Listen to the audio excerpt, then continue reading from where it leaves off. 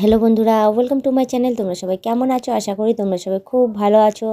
এই দেখো আমি চলে এসেছি এখন বাথরুমে। ভেবেছিলাম যে গায়ে সাবান দিয়ে স্নান করব, কিন্তু কি করব বলো, মেঘলা আকাশ, কেমন ঠান্ডা ঠান্ডা হাওয়া দিচ্ছে, শরীরটাও আমার ঠিক ভালো নেই জানো তো। এত ঠান্ডা লেগেছে যে কি বলবো, ঠান্ডা লেগে জ্বর সর্দি কাশি হয়ে রয়েছে। তার মধ্যে যদি এখন সাবান শ্যাম্পু দিয়ে স্নান করি তাহলে মনে হয় যেন একেবারে বিছানা সজ্জায় হয়ে যাব।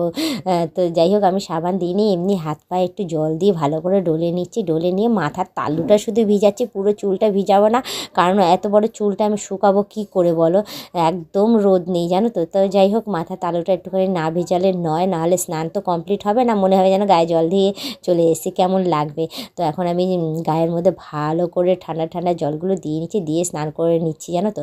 ভীষণ ছ্যাঁক করছে জলটা গায়ের মধ্যে পড়লে, কিন্তু কিছু করার নেই, স্নান তো করতেই হবে, কারণ ঘরের সমস্ত কাজকর্ম আজকে করেছি। ভীষণ ধুলো ময়লা ছিল, ছাদের ঘরটাও পরিষ্কার করেছি, গায়ের মধ্যে পুরো ধুলো ধুলো হয়ে গেছে।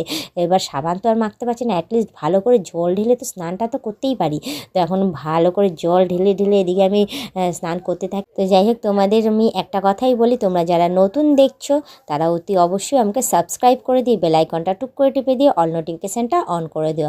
আর দেখতেই পাচ্ছ বেশ কল থেকে জলটা বেশ ভালোই পড়ছে। তো আমি ভেবেছিলাম যে জাগিয়ে জলটা অ্যাটলিস্ট গরম পড়বে, কিন্তু না গো, আজকে জলটাও না ভীষণ ঠান্ডা ঠান্ডা বেরোচ্ছে, কি বলবো বলো, কপালটাই খারাপ। এদিকে শরীরটা খারাপ, তার মধ্যে আবার এই জলটাও ঠান্ডা ঠান্ডা, এদিকে জল ঢালতেই না পুরো একদম মানে অবস্থা খারাপ হয়ে যাচ্ছে। যাই হোক, আমার শীত করছে, আদার্স তো কারো শীত করছে না। আজ এখনকার যাদের মুখে শুনলাম বাড়ির লোকের কাছে যে অনেক গরম গরম পড়েই গেছে, শীতটা আর নেই। হ্যাঁ, গরম গরম আমার মনে হয় শীত আলাদাভাবে স্পেশালভাবে লাগছে, যেহেতু ঠান্ডা লেগেছে তো ওই জন্য। তো যাই হোক, আমার স্নানটা প্রায় কমপ্লিট হয়ে গেছে, কিন্তু যে জল না ঢাললে নয়, কারণ সর্দির মধ্যে বেশি করে স্নান করলে শুনেছি নাকি সর্দি ঠিক হয়ে যায়।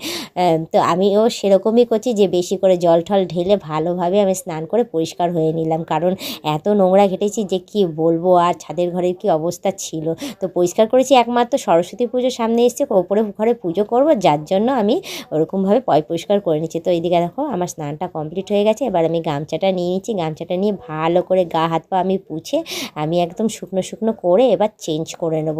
কেন বলো তো, না চেঞ্জ করলে নয়, কি বলবো। আর আমার তো ভীষণ শীত করছে, শীতের মধ্যে আমি আর থাকতে পারছি না। তো যাই হোক, এখন গামছাটা দিয়ে ভালো করে জলগুলো আগে হাত পাগুলো পরিষ্কার করে নিই, পরিষ্কার করে পুছে নিয়ে তারপর গিয়ে শুকনো নাইটিটা পরবো। তো যাই হোক, আজকের ব্লগিংটা আমি এখানেই শেষ করছি। আবার অন্য দিন অন্য কোনো ব্লগ ভিডিও নিয়ে আমি হাজির হয়ে যাব। আজকের মতো টাটা, বাই বাই, সুস্থ থেকো, এভাবেই আমাকে দেখতে থেকো, আমার পাশে থেকো, আর আমাকে প্রচুর প্রচুর পরিমাণে সাপোর্ট করে যেও।